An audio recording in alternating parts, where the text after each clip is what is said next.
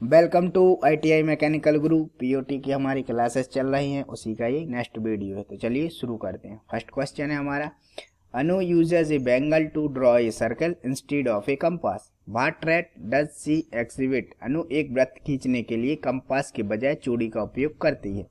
वह किस विशेषता का प्रदर्शन करती है? ऑप्शन है क्रिएटिविटी, रचनात्मकता, इंटरेस्ट, दिलचस्पी, एप्टीट्यूड, योग्यता और मोटिवेशन यानी प्रेरणा। तो इसका जो हमारा राइट आंसर है वो है हमारा रचनात्मकता या क्रिएटिविटी, इसका राइट आंसर है। नेक्स्ट क्वेश्चन है, Rehan's mother says that he has no aptitude for engineering. What is meant by aptitude. Rehan की माँ का कहना है कि इंजीनियरिंग के लिए रेहान की कोई योग्यता नहीं है। योग्यता का क्या अभिप्राय है? ऑप्शन है मोटिवेशन टू परफॉर्म टास्क, कार्य को करने के लिए प्रेरणा, इंटेलिजेंस बुद्धि, नॉलेज एंड स्किल्स ज्ञान और कौशल, लाइकिंग और पसंद। तो इसका जो हमारा राइट आंसर हो जाएगा वो हो जाएगा हमारा नॉलेज एंड स्किल्स, क्योंकि जब व्यक्ति में ज्ञान और कौशल रहता है तो वही उसकी योग्यता कहलाती है। नेक्स्ट क्वेश्चन है, एक्सपांड एडी। एडी मॉडल जो होता है उसको एक्सपांड किया गया है। A popular instructional designing process model. ADDIE एक लोकप्रिय शैक्षिक डिजाइनिंग प्रक्रिया मॉडल है, उसका यहाँ पर विस्तार पूछा गया है, तो आपको इसका फुल फॉर्म बताना है। ऑप्शन दिए हैं, analysis, doing, development, inquiry and evolution, analysis, design, development, instruct and examine, analysis, design, development, implementation and evolution, and last option है ask, design, develop, instruct and examine। तो इसका जो हमारा राइट आंसर है वो है हमारा analysis, design, development, implementation and evolution.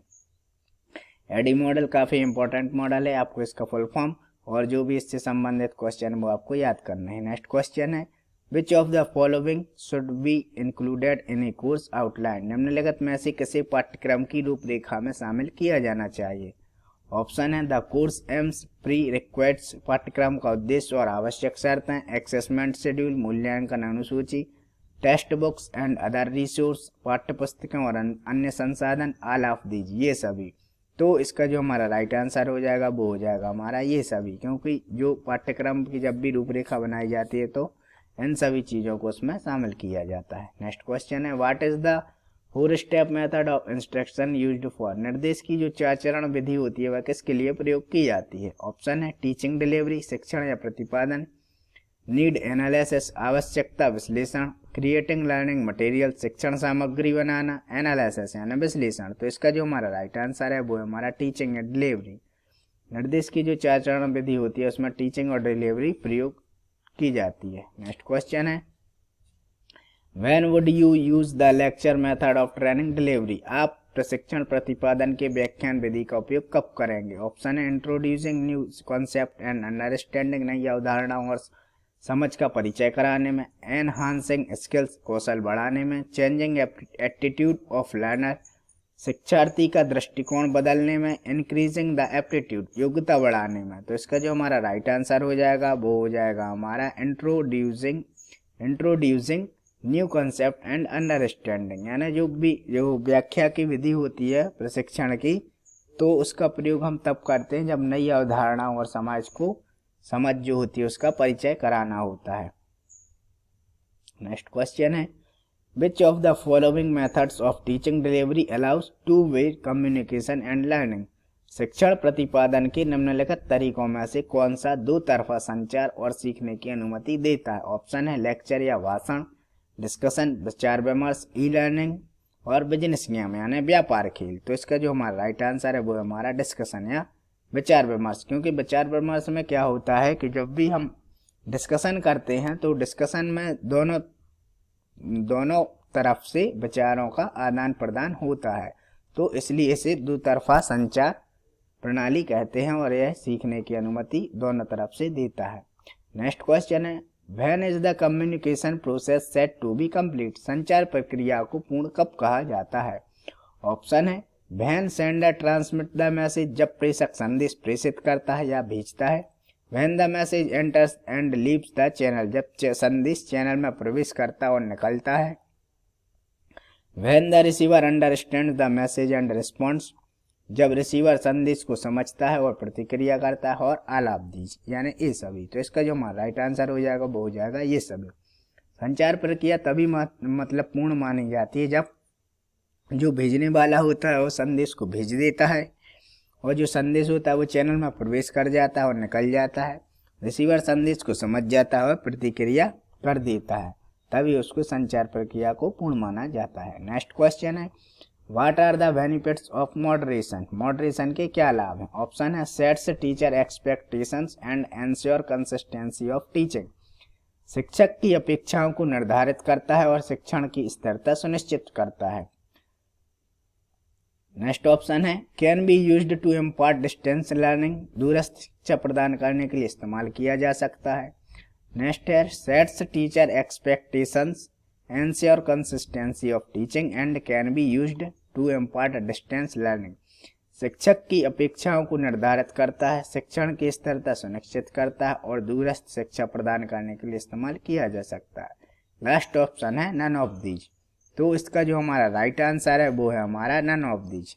None of these इसका राइट आंसर हो जाएगा। नेक्स्ट क्वेश्चन है हमारा, why it is important to have a section of precautions in an experiment sheet. प्रयोग शीट में सावधानियों का एक भाग होना क्यों महत्वपूर्ण है? ऑप्शन है, टू वार्न ए लर्नर, एक शिक्षार्थी को चेतावनी देने के लिए। To define a set of critical learning, महत्वपूर्ण शिक्षाओं को एक सेट को परिभाषित करने के लिए।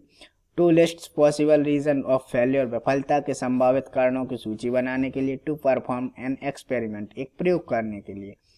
तो इसका जो हमारा राइट आंसर है वो है हमारा to list possible reasons of failure, विफलता के संभावित कारणों की सूची बनाने के लिए प्रयोग शीट में जो सावधानियों का एक भाग होता है वह इसीलिए महत्वपूर्ण होता है।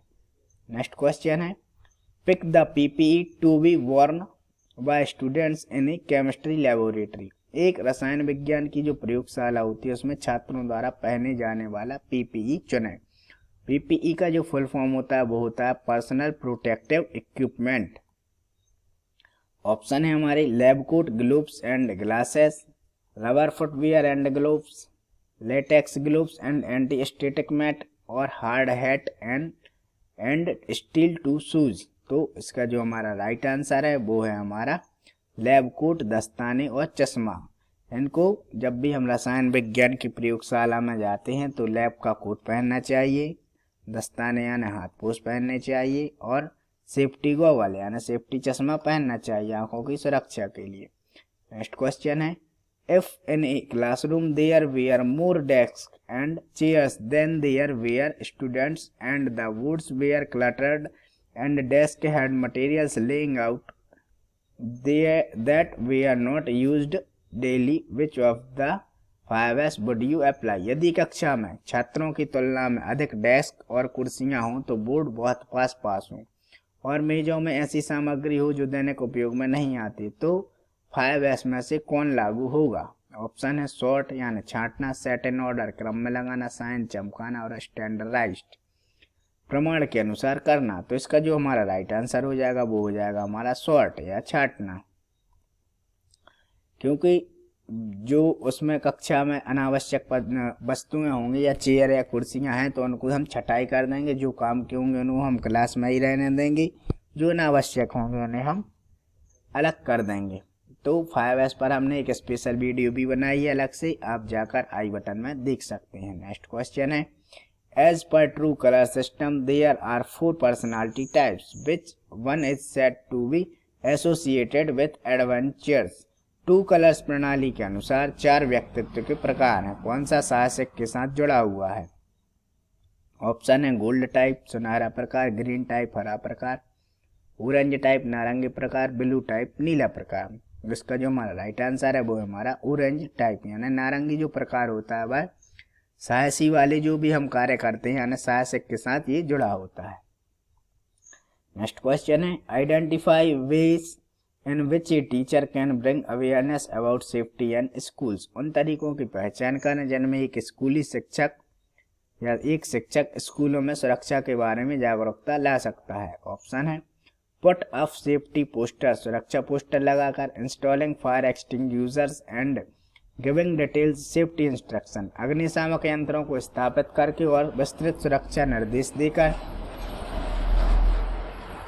Keeping potentially dangerous chemicals and instruments away from common reach, संभावित खतरनाक रसायनों और उपकरणों को आम पहुंच से दूर रखकर, ऑल ऑफ दी यानी ये सभी। तो इसका जो हमारा राइट आंसर हो जाएगा वो हो जाएगा हमारा ये सभी, क्योंकि इन सभी से जो है कोई भी एक शिक्षक होता है वो स्कूलों में सुरक्षा के बारे में जागरूकता ला सकता है। नेक्स्ट क्वेश्चन है what is A virtual classroom, आभासी कक्षा क्या है? ऑप्शन है एन ओपन क्लासरूम, एक खुली कक्षा, e learning, online classroom, online कक्षा, learning by browsing the internet, internet देख करके सीखना।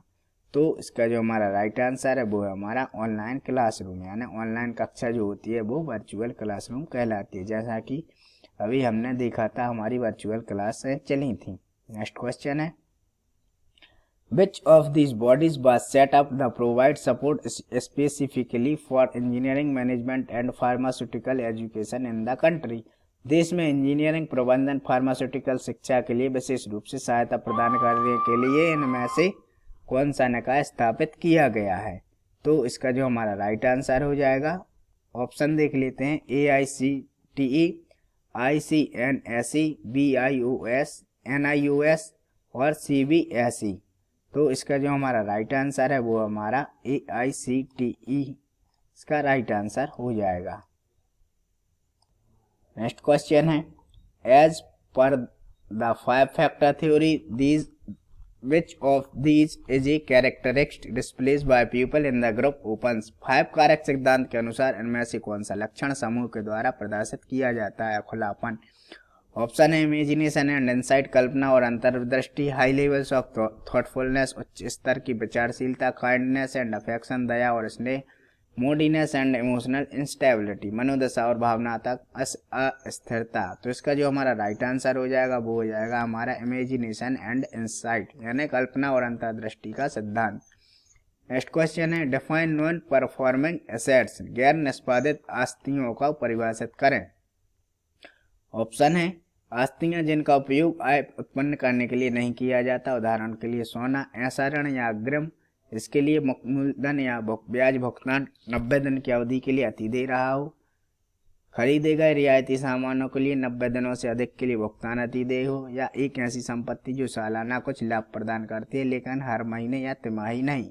तो इसका जो हमारा राइट आंसर हो जाएगा वो हो जाएगा हमारा ऑप्शन बी, यानी इज ए लोन और advance for which the principle of interest payment remained overdue for a period of 90 days, ऐसा ऋण या अग्रिम जिसके लिए मूलधन या ब्याज भुगतान 90 दिनों की अवधि के लिए अति दे रहा हो। नेक्स्ट क्वेश्चन है what is a BC ratio use to access, BC अनुपात B अनुपात C का अनुपात किसका मूल्यांकन करने के लिए उपयोग किया जाता है? ऑप्शन है नेट प्रपोज्ड वैल्यू, निवल प्रस्तावित मूल्य, ब्रेक इवन पॉइंट, लाभ लाभ स्थिति, कॉस्ट बेनिफिट एनालिसिस, लागत लाभ विश्लेषण, क्रेडिट एनालिसिस, उधार विश्लेषण। तो इसका जो हमारा राइट आंसर है वो है हमारा कॉस्ट बेनिफिट एनालिसिस, लागत लाभ विश्लेषण, B अनुपात C का अनुपात मूल्यांकन करने के लिए उपयोग किया जाता है। लास्ट क्वेश्चन है select examples of social networks that can be used for learning, ऐसे सामाजिक नेटवर्क के उदाहरण दें जिन्हें शिक्षण के लिए इस्तेमाल किया जा सकता है। ऑप्शन है WhatsApp and LinkedIn, webinar, go to meeting और इंस्टाग्राम। तो इसका जो राइट आंसर हो जाएगा वो हो जाएगा हमारा व्हाट्सएप एंड लिंक्डइन। व्हाट्सएप और लिंक्डइन के द्वारा एक जो ऐसे सोशल नेटवर्किंग साइट हैं जिनके उपयोग से हम शिक्षण के लिए इनका हम उपयोग कर सकते हैं। यहाँ पर हमारे POT की क्लास कंप्लीट होती है और हमने POT की टोटल 15 क्लासें कर दी हैं, जिसमें POT के महत्वपूर्ण हर वीडियो में 20 क्वेश्चन हैं और टोटल 300 बहुत ही इम्पोर्टेंट क्वेश्चन है जो परीक्षा की दृष्टि से काफ़ी इम्पोर्टेंट है। तो आप आई बटन में जाकर वीडियो को सभी वीडियो देख सकते हैं और एंड स्क्रीन पर भी देख सकते हैं। तो वीडियो देखने के लिए आपका बहुत बहुत धन्यवाद। Thanks for watching. जय हिंद, वंदे मातरम।